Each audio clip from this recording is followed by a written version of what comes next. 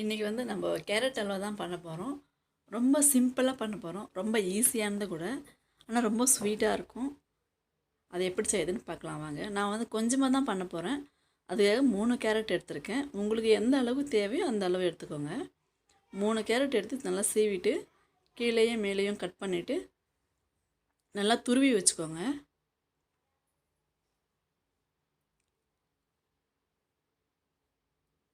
கொஞ்சமாக செய்யறதுனால நான் 3 எடுத்திருக்கேன். உங்களுக்கு தேவையான அளவு நீங்கள் எடுத்துக்கோங்க. அதை நல்லா துருவிட்டு கடாய் வச்சுக்கோங்க. கடாயை வச்சுட்டு ஒரு 2 ஸ்பூன் நெய் விட்டுக்கோங்க. நெய் வந்து ரொம்ப விட்டிங்கன்னா ஒரு மாதிரி திகட்டுற மாதிரி இருக்கும். அதனால் 2 ஸ்பூன் போதுமானதாக இருக்கும். அதில் முந்திரி திராட்சை போட்டு வறுத்து எடுத்துக்கலாம்.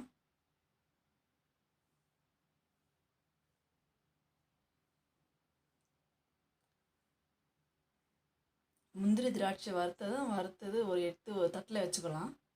தட்டில் வச்சதுக்கப்புறம் நம்ம சீவி வச்சுருக்கோம் இல்லையா கேரட்டு, அதை எடுத்து அதில் போட்டு நல்லா வதக்கலாம். அந்த பச்சை வாசனை போகிற அளவுக்கு நல்லா வதக்கணும்.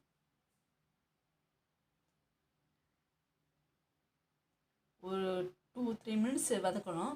அந்த பச்சை வாசனை போனால் தான் அந்த கேரட் அல்வாவுக்கு ரொம்ப டேஸ்ட்டாக இருக்கும். இல்லைன்னா அந்த மாதிரி கேரட்டோட ஸ்மெல்லு வந்துகிட்டே இருக்கும். அதனால் அந்த நெய்லேயே கொஞ்சம் நல்லா பால் மாறாமல் கொஞ்சம் நல்லா வதக்கி விடுங்க. அந்த பச்சை ஸ்மெல்லு போகணும், அப்போ தான் நல்லாயிருக்கும்.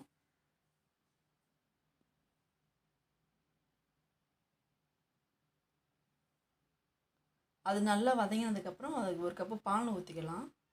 நான் வந்து இப்போ காய்ச்சின பால் தான் ஊற்றிருக்கேன். நீங்கள் காய்ச்சின பாலாக இருந்தாலும் இல்லை காய்ச்சாத பாலாக இருந்தாலும் எதுவாக இருந்தாலும் பரவாயில்ல. அந்த பால்லேயே அது இன்னும் கொஞ்சம் நல்லா வேகும். அது ஆல்ரெடி வதங்கினப்பே பாதி நல்லா வெந்திருக்கும். இப்போ இந்த பால்லேயே இன்னும் நல்லா வெந்துடும்.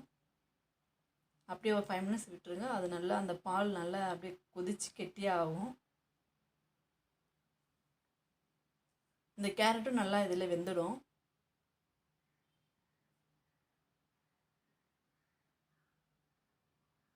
ரொம்ப சாஃப்டாகிடும் கேரட்டு. இப்போ இந்த ஸ்டேஜில் நம்ம கொஞ்சம் இதுக்கு தேவையான அளவு சர்க்கரை போட்டுக்கலாம். நான் வந்து சர்க்கரை தான் போட போகிறேன்.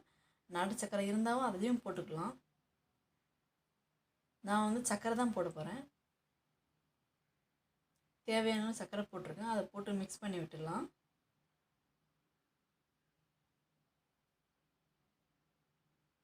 அப்படியே ஒரு 5 மினிட்ஸ் அப்படியே விட்டுடுங்க. அது நல்லா கொதித்து அது நல்லா மிக்ஸ் ஆகிடும். அந்த பால், அந்த சர்க்கரை, இந்த கேரட் எல்லாம் நல்லா மிக்ஸ் ஆகிடும்.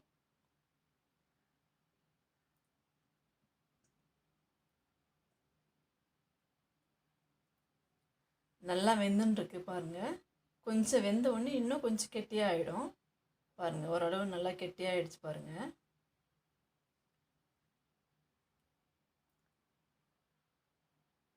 இப்போ நம்ம இந்த ஸ்டேஜில் நம்ம அந்த முந்திரி திராட்சை வறுத்து வச்சுருக்கோம் இல்லையா, அதை சேர்த்துக்கலாம்.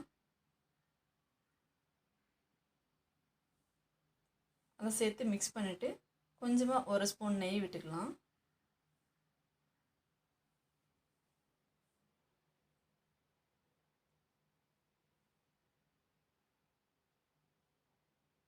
அவ்வளோதாங்க, ரெடி ஆகிடுச்சு.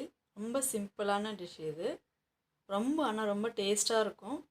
நீங்களும் செஞ்சு பாருங்கள் இந்த மாதிரி. அவ்வளோதான், நம்மளுக்கு கேரட் அல்வா ரெடி ஆகிடுச்சு.